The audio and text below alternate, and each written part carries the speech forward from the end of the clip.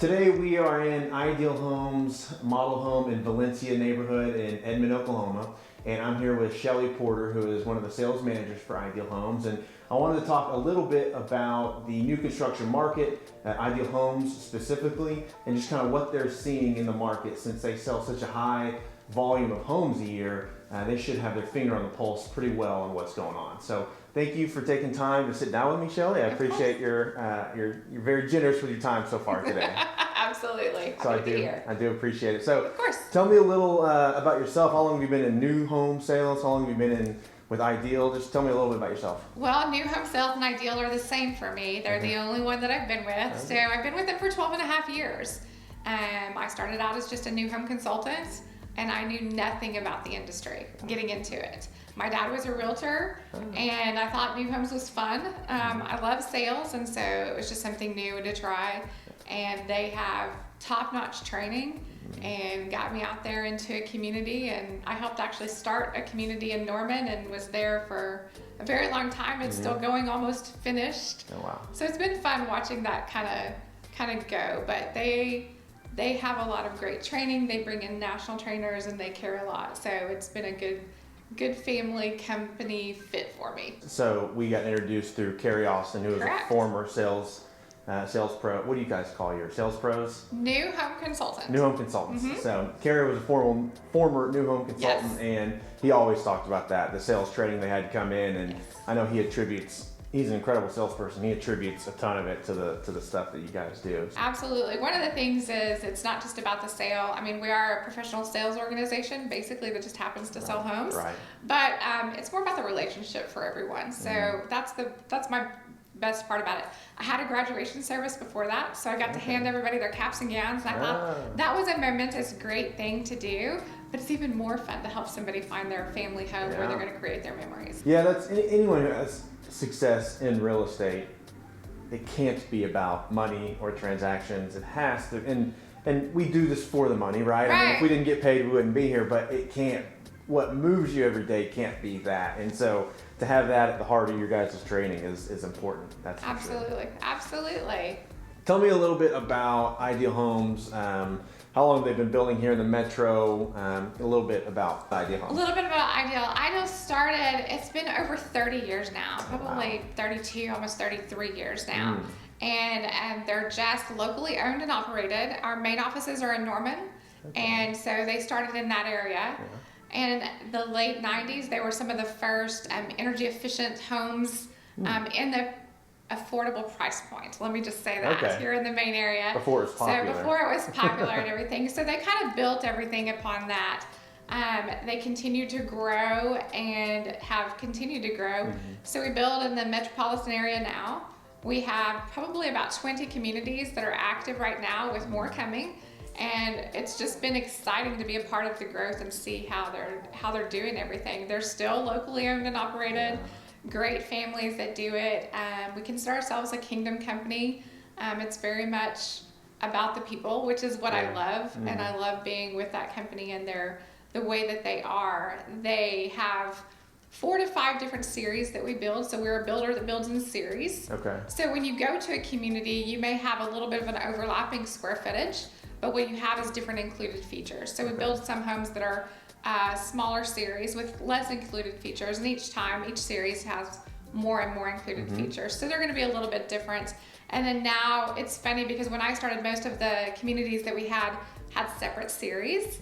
And now we're building communities that have like 3 series in it. So they're very much like Valencia, which we're closing out Valencia now, which has been here forever. But huge. most of our communities are more like Valencia, where you have the parks and you have the different series, and so you have a mixture of homes. So you're going to have, from 1,200 to over sometimes 2,700 square feet, and sometimes even more. So it just depends. Has that created any complications or issues with comps or resales or anything like that, or have you been able to build enough where you can supply your own comps? Yeah, we've been able to build enough. Obviously, starting a new community makes it interesting. So sometimes that is definitely one of the things that they're dealing with. But being around for over 30 years, we also have appraisers that know us and know our series and know the way that we work. And so it's not difficult to comp our stuff because they understand that this series needs to comp with the same series and the same styles. So it's not been difficult. Preferred lenders and common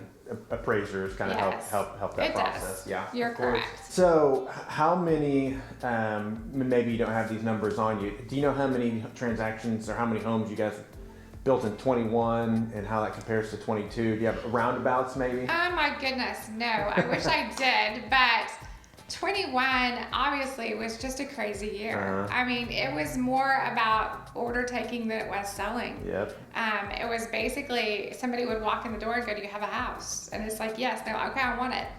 Well, do you want to see it first? Those kinds of things. It didn't matter. Yeah. So it was definitely interesting. And being in new construction, we didn't have the bidding wars. Yeah. And we had, the price was the price. You didn't have to bid over or anything like that. So people that were frustrated in the regular real estate world actually started coming to, I actually had more realtors coming to new construction than actually had ever done it before. Just because they were tired of losing. Their clients wanted something, they wanted that guarantee, they wanted the guaranteed price, and they wanted the guaranteed home.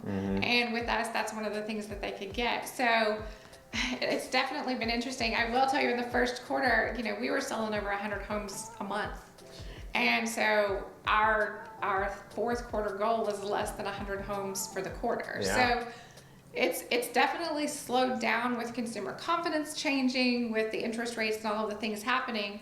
But the great thing about our company is we're still continuing to grow. We're still continuing to hire. We're still acquiring new land in new communities. We're still developing.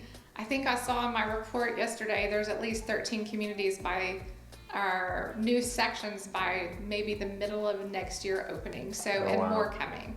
Okay. So they're not slowing down.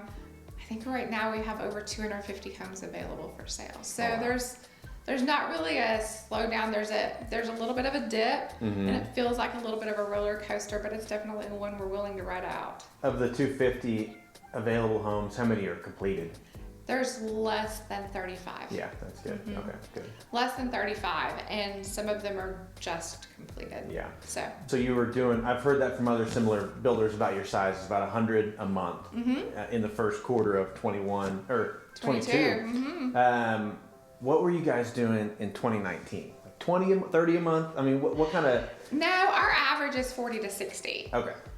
He's so, doubled then. So we more than doubled everything. And, we're getting to 60 to 90. And so hitting that 100 a month is just a lot. And it's a lot for our production teams and everybody to keep up with. Yeah. So the slowdown hasn't been terrible because it's allowed us to kind of change some processes and get things back to where they need to be, tie some things up, and that way when we do grow and we have larger production, because we'll have more communities coming on board, we're going to be absolutely ready for it. Yeah.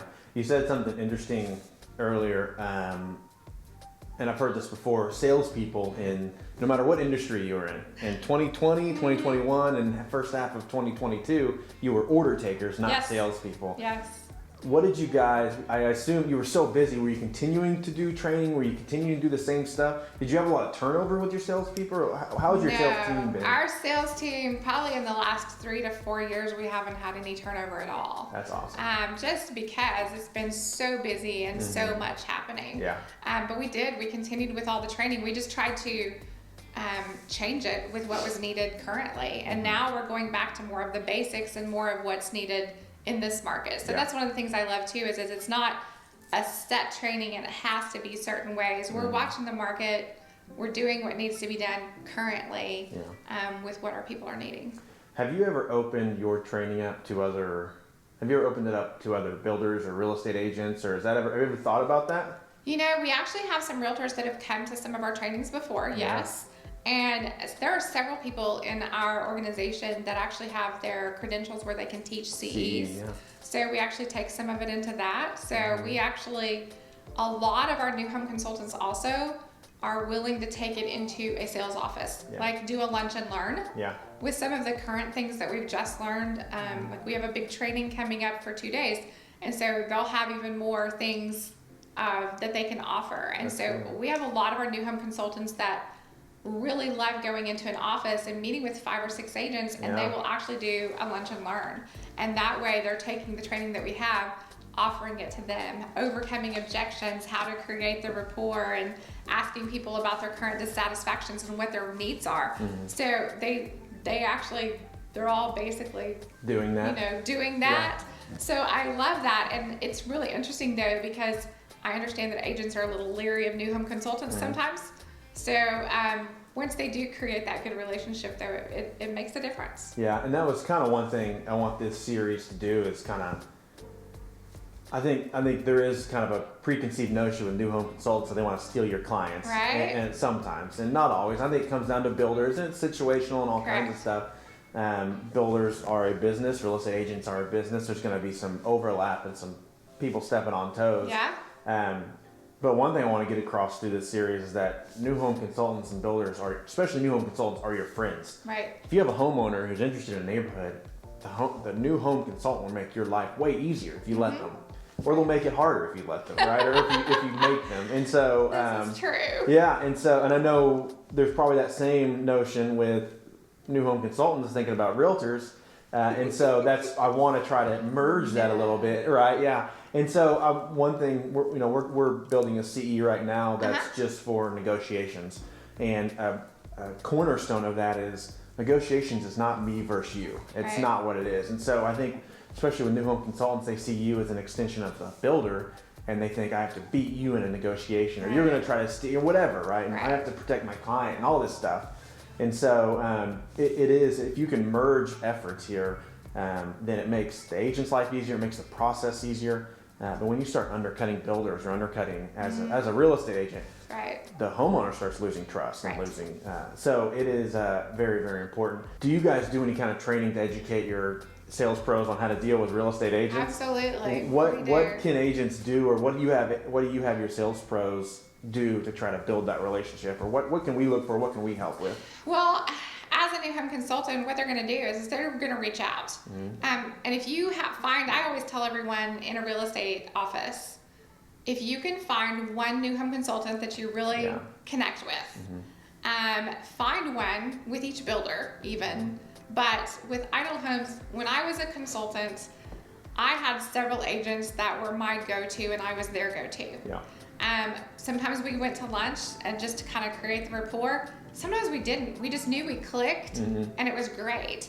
I can't speak for every new home out there builder, but for Ideal Homes, number one, we never, during all of this stuff that was going on, never cut the 3% that we pay our realtors. Right. So we didn't do that. We ask realtors to bring us people. We've never cut them out. We actually have a pre-registration process where you can contact your new home consultant, whoever it is, and say, hey, I've got so-and-so looking. Number one, do you have anything? Because everything that's in the MLS is not everything that I have coming. Exactly. So I have that knowledge. My new home consultants have that knowledge, and you have access to it. And when you register someone and you have them come out, I had such a good relationship with I'll just keep an unnamed realtor that I was his go-to. Yeah. And when he called and he would be like, hey, I've got such and such coming. Do you think you've got something? We found something that we thought they would like, and I acted as his buyer's agent. Basically, he was able to double his business because he was working over here with another client, trusted me to work with his client because he knew I wasn't going to cut him out. Right. He sent them to me. Why would I do that? Right. I'm definitely going to pay that referral. And I just worked with the client, and when I wrote the contract, I told him he could be there. You don't have to be there.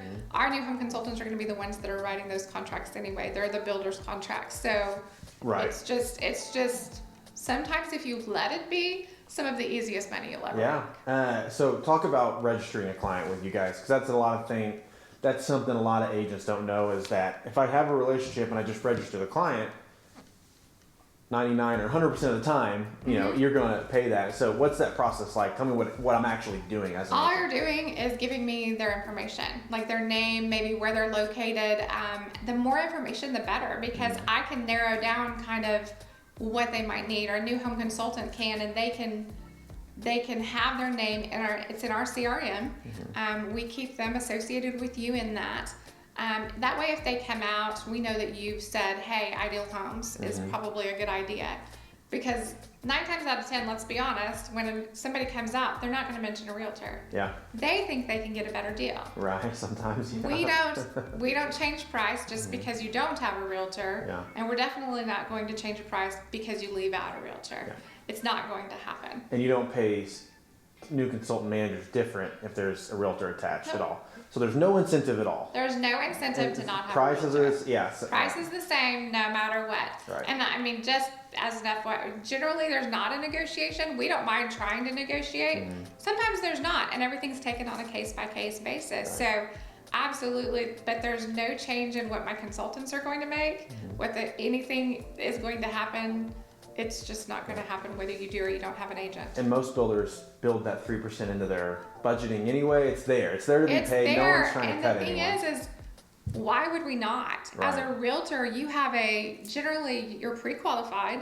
You're not going to work with somebody that's not. Yeah. And you're bringing people that need a house. Yeah. And right now, we've got 50 to 70% of our business that's through realtors. Okay. Realtors and online leads are probably the biggest resources right now. Why in the world would I not? I had that question lined up. What's what I've heard called an attachment rate, or what percentage of your buyers are attached to a real estate agent? Over 50%. That's awesome. Over 50%. And I think Ideal Homes is one of the, just in my experience being in the industry for so long, Ideal Homes does do a really good job. And there's other builders that do a good job at reaching out to the realtors. That is their referral source. And so, yeah, that's good. I think one thing I've taught my agents and new agents on my team is if you're doing an open house near an Ideal Homes neighborhood or any other big builder neighborhood, call the sales pro, see what they have. Give us a chance. Yeah, it's just like, hey, if someone walks in, just say, have you seen this neighborhood? Whatever it might be, and then you can register that with that person with the sales pro, and now you've got a potential sale. They might never talk to you ever again. They might walk in and meet you guys, and they're going to try to draw back to it. So I think knowing what's around you, new construction wise, and having a relationship with a pro, because your sales pros can sell in Valencia or in Norman. Absolutely. So if you have a relationship with one pro, they can help you anyway. And the great thing is too, is for that client of yours, you're not taking them from one community, introducing them to somebody, and then having to take them somewhere else, introduce them to somebody else, and they feel a little jumbled around. Yeah. So our new home consultants can take them from the get-go, from here to Piedmont, to Deer Creek, to Norman, anywhere that they want to be. We can follow them and you through, and we'll follow them through the process as well. So we have our builders communicating with them, we communicate with them, we keep everybody in the loop, and so it's a really good process as a realtor to have somebody keeping your people happy for you, basically, and doing all of that. And that's the number one thing, you said it earlier, having a relationship with every builder. Because, there's 700 builders, whatever there are, probably less now. They all build different stuff. Right. We're not all competing for the same buyers. Right. So having a sales new home consultant that you trust from each builder as an agent is a huge benefit. It really is. It opens up so much business for you. There's so many different out there.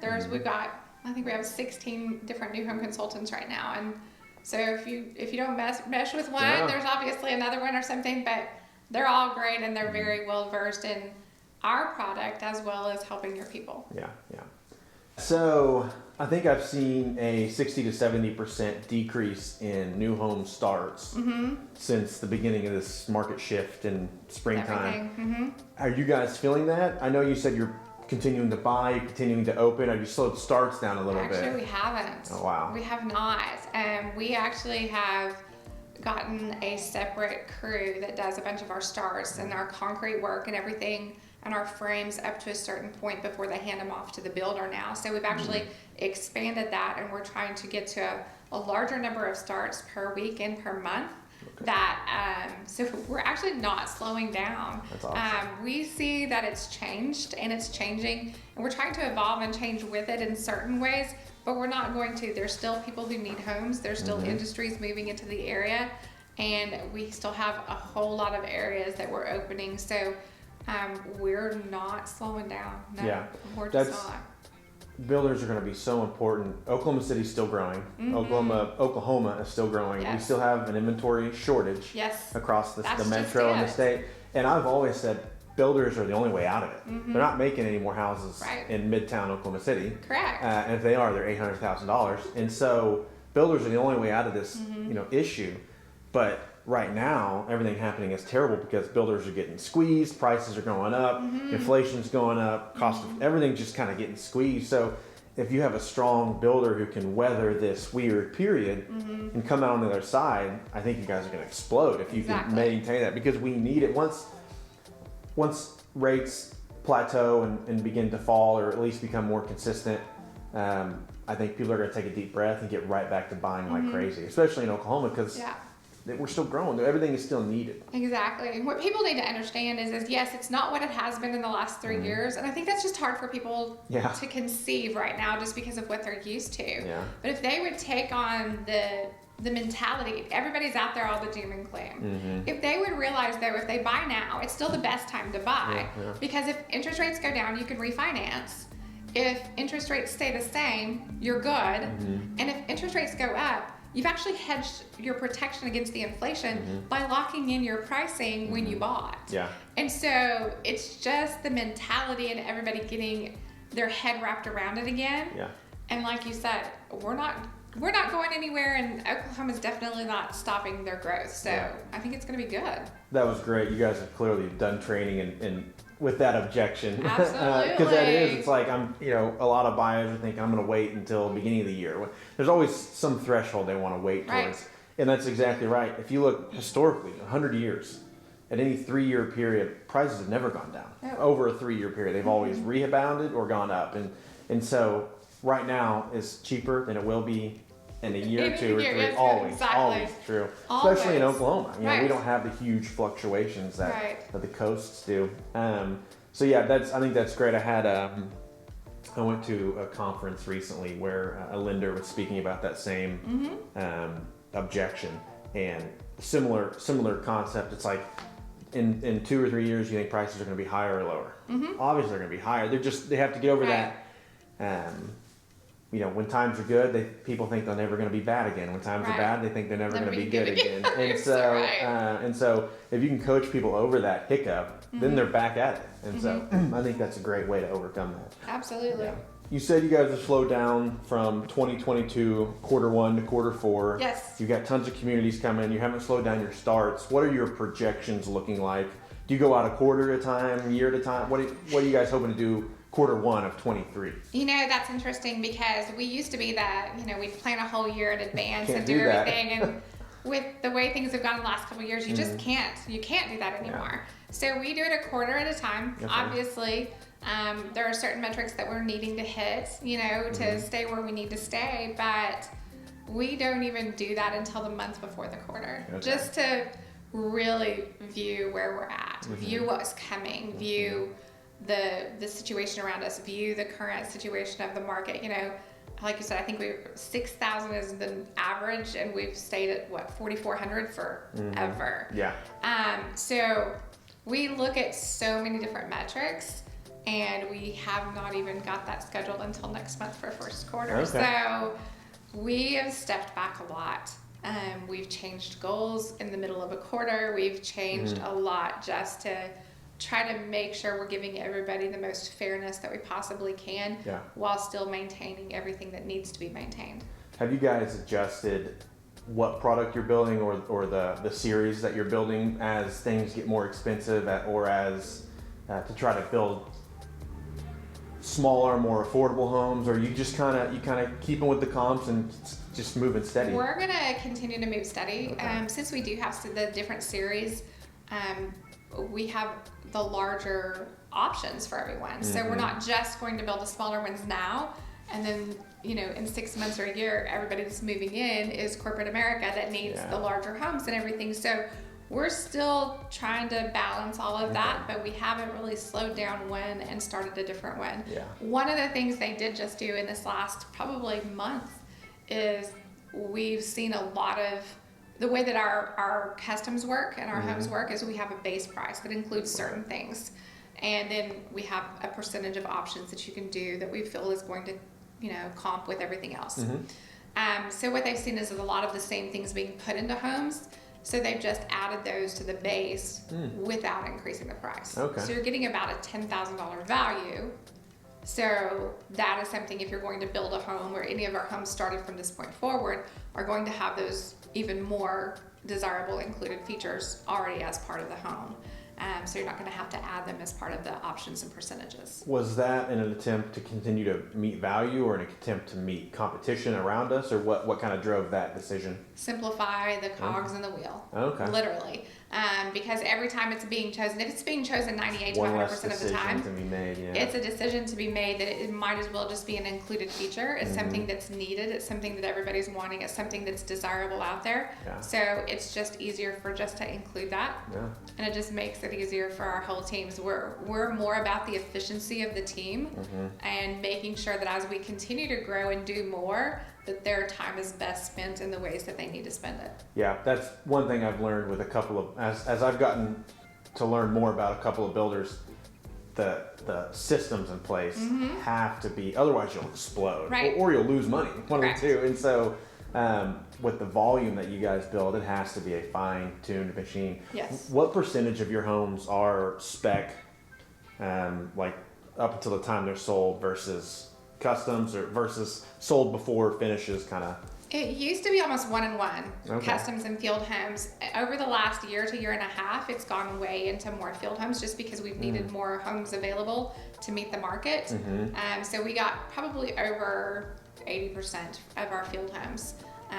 But as we're opening more sections as well, also land, we had used all of it. So Yeah. they literally, it's a variance a little bit. Yeah. So we're getting more land available, so we'll have more customs coming up as well. So another builder that I've met with and spoke with stopped allowing a lot of selections and customs to speed up their build process, provide more homes to the market that were needed, because by the time one was started, it was sold. Right. And so is there a period in the build where you stop allowing people to come in and pick selections? Are you having to buy everything at the time of permits because of backlogs? Yes. What customization So- does someone have? If you're doing a true, like what we consider a custom, you're choosing the lot, you're choosing the design, you're choosing all of the colors and the stuff that goes into it. That's our custom route. If you're choosing a different home, it's been chosen, decided, and done. If it's So started, you just it's have to like the colors. But I have a team of 6 to 10 interior designers that are phenomenal, and they did this model, so they do all of our field homes and everything for us. So they're gracious enough to give us all of the color boards and all the options addendums, so we can tell people as they're purchasing a home what the colors are going to be. Yeah. And once that we know somebody, because in the market we are dealing still with reselections and flooring and brick colors and things not being available. Yeah.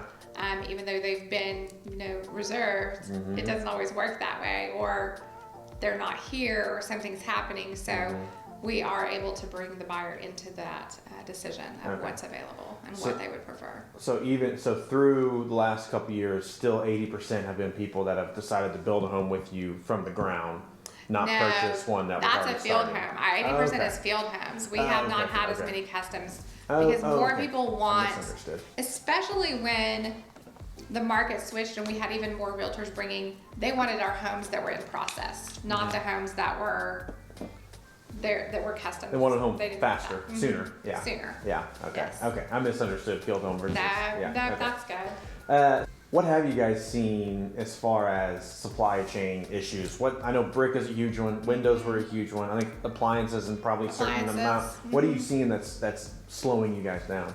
Lately, it's been flooring.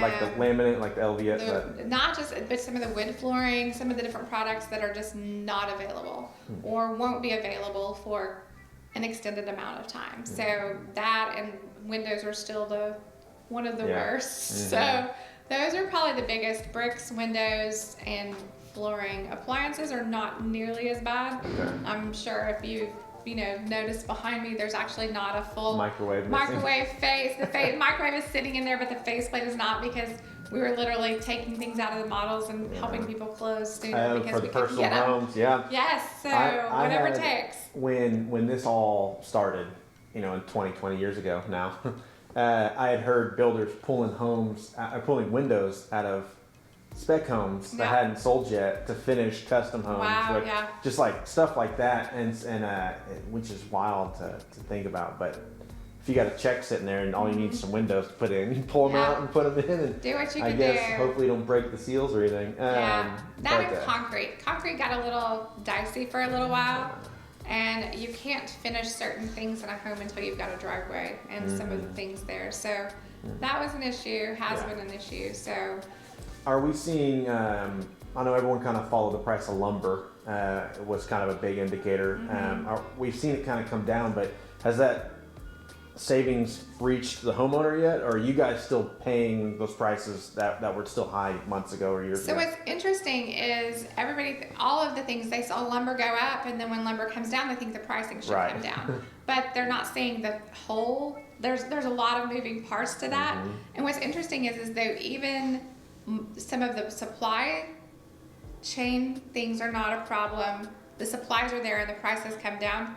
Labor's actually increased because what happens when they know that you need them a whole lot more, they want more, and all of the things are happening. So there's been a leveling, Okay. but it's not been a massive decrease. Yeah. It's not happened the way that, of course, in the industry, a lot of people are hearing the news and they think, lumber prices are down, so home prices should be too.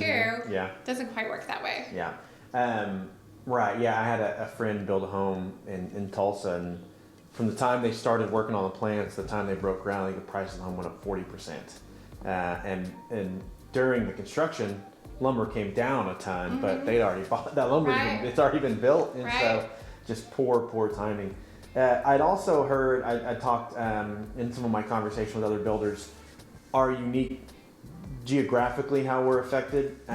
Some of our lumber, they could sell it to us at a certain price, or they can sell it to Dallas at a 30% higher price, or Austin at Yes. a 30% higher price, or Kansas City. And so we're having to pay material prices for those cities, even though we're not those cities. Right, just in order to get it. Just to get it. Otherwise, we won't get it. Yes. And so that's, even though we expect it to come back down, and that's why I've always said when people talk about prices in Oklahoma City, we're so far behind Dallas, Kansas City, Houston, Austin. We're so far behind. Oklahoma City has so much more to grow before Right. people will not bear Absolutely. the price. And so it starts with the new construction, and we're seeing it now more. When the materials were prevalent, we didn't see it as much. Now that they're scarce, we're seeing those prices. They're not going to go back Right, down. they're not. And so it's really interesting how I'm going to wait and see if the prices come Right? down. Well, how long are you willing to wait? Let's just Yeah. see how that's going to Yes, go they for won't. you, because it's not going to happen. Yeah. It's just not. Exactly. Yeah. Everyone's waiting for the foreclosures and Right. the prices to come down, blah, Right. blah, blah. And, they're just not. Nope. They're not coming. It doesn't happen that way. No. And it would be great. I would love for that to happen. It's just not going to happen. No. No. Unfortunately, I don't believe it is. And it's just not normal. I have family on, the coast, and they're used to some of the pricing. They've always come to Oklahoma and thought, I could buy a multi-million-dollar house for $250,000, $300,000, and we're just not used to the increases that we've seen in the last several years. I had never seen it being in over 10 years. It was all of a sudden $40,000 or $50,000 in a year increases, and as an Oklahoman, you're just not used to it. All the people coming from California, Colorado, they didn't care. They still thought it was cheap. It's just the Oklahomans around here just haven't been able to wrap their head around it yet. That's affordability is going to be a huge Yes. issue. It is a huge issue. It Will is. continue to be in the future. That's when I got started in real estate 9 years ago, I guess now. Average price for a home in the metro was like 165. In 2019, I think it was just right at 200 or so.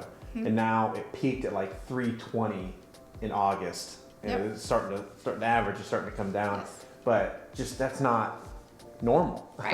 And so everything we're seeing with builders, with prices, with interest rates, we're just coming back down to earth. Right. And that's how I try to explain it. Yep. Is we're not crashing. No one has a crystal ball, but we're not crashing. We're just coming back down to earth. And then we're going to hopefully pick back up because we still are in a supply-demand issue. We still Yes. have a supply-demand issue. And so Well, and this isn't 2008. That was a housing recession. Everybody hears the word recession and they're equating it to that. yeah. That was totally different, and this is not the same. There's still needs for homes. There's still homes being built. There's still the lending practices are so Yeah. different because of 2008. Uh-huh. So it is not a housing recession. Yeah. So they hear those words and they equate it with housing, and it's not. Yeah, there's so many factors, dozens of factors that are just different, like how much the average debt an average American has, the average savings an American has, the average equity an American has.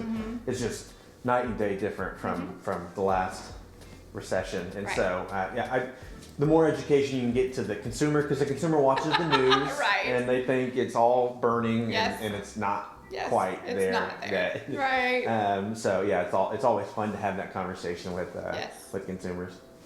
Is there something that you think, as a new home consultant or as a builder, that you can tell a real estate agent that would help agents understand the build process or understand how to work with new construction or how to work with new home consultants that we might not know or that is not common knowledge for real estate agents? I mean, why to bring a client to us instead of looking at just what's on the MLS and the used market? Great, yes.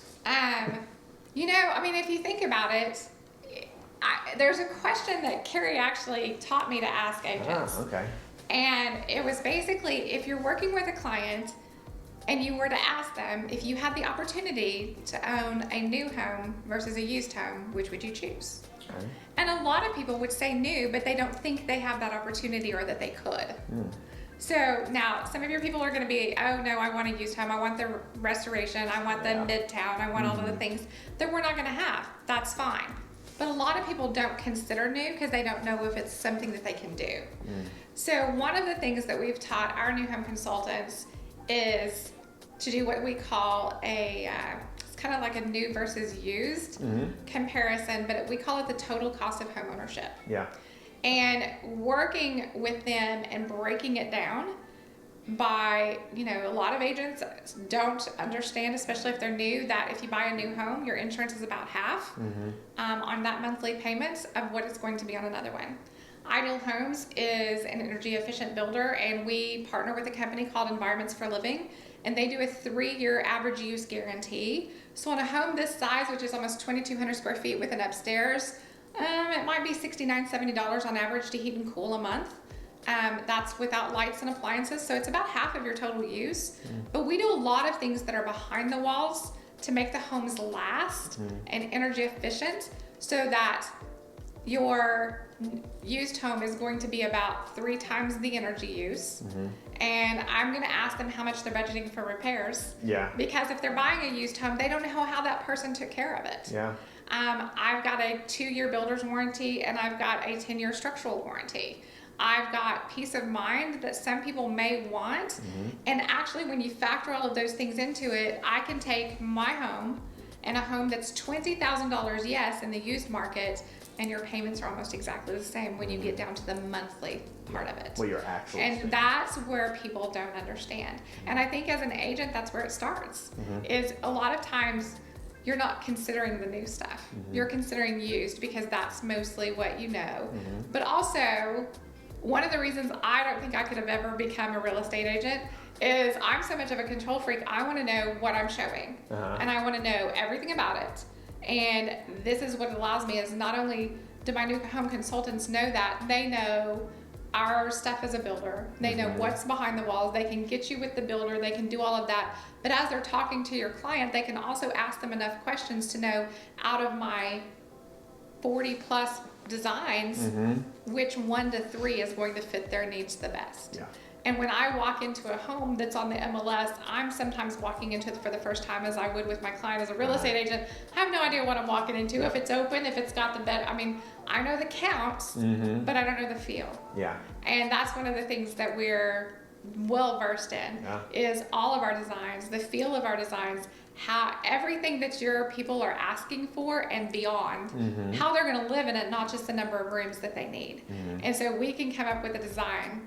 We can help them see themselves in it, but then we can also justify that, because a lot of times your buying power is your emotions, obviously. Oh, yeah. But then they have to go back and they have to justify it with logic. Right. And so logically we can do that. We Yeah. can show them how monthly being in a new home will save you money and give you peace of mind. Yeah. And so if the agents would just take that and internalize it a little bit, and then give the new home consultants a chance, I think they'd kind of enjoy it, actually. That's I'm glad you took it that direction, because my next question was, how do you overcome the objection of new home versus existing home? And so that's perfect. I think that's great. I think it was Kerry who told me this when he came and spoke at our office years ago. And I don't know if you guys still use it or not, but I use it when I talk to clients who are trying to consider, when you buy an existing home, you're buying someone else's toenails in the carpet, right? You're buying someone else's toenails in the carpet. You're buying someone else's dead dog buried in the backyard, and all these things. Versus this is your home. No one's lived in it. No one's lived in it. You don't have any hot water tank about to explode in the garage. There's no heating and air system that's hadn't been changed filters in 4 years, and all those things. And so that if someone's on the fence, there's little things like that that can make. That can be said. Yes. It's truth. It doesn't always, and it depends on the rapport you have with the person, obviously, whether you're going to say it. But absolutely, I mean, they're buying this home to create their own memories. Yeah. And there's no better way to do it than in a new home, because you're the only creator inside that home. Yep. So you get to totally make it yours from the start. Yeah. So that's the best part to me about new home sales. And one, as a parent of 2 children now, I love new home communities. They got sidewalks. They have most of them should have the windy streets, the pools or the playgrounds, the stuff that comes with it in the communities that we live in a 1970s built home in Oklahoma City, and it's just a neighborhood. Yeah. There's streets that go like this and houses along them, and we love our neighborhood, we love our house, we love our neighbors, but there's amenities that you get in new construction, more intentional plan. I don't know what the interesting word is you called it a neighborhood. We call them communities. Exactly, yeah. Because that was a neighborhood. It was just a bunch of houses on different streets, and that's basically what it was. Right. The fantastic thing about Ideal Homes is that we also have our development side, and we actually are the developer of all of our own communities now. So we have the winding streets that you talked about. They're very meandering so that they're not straight on, don't have all the speeding and everything like that. We build the beautiful entrances. We build the parks already into it, splash pads, detaining ponds, retaining ponds, all of the different things. Yeah. We stock them with the fish. We do all of the things, and we build the community, because we don't want you to have to leave your home and go very far just to live your life. Yeah. Walking trails and the trees and all of the beautiful things. That's the fun thing about starting new communities is we get to do that. Plan it. And our development people are the most phenomenal, and they do a great job with all of that.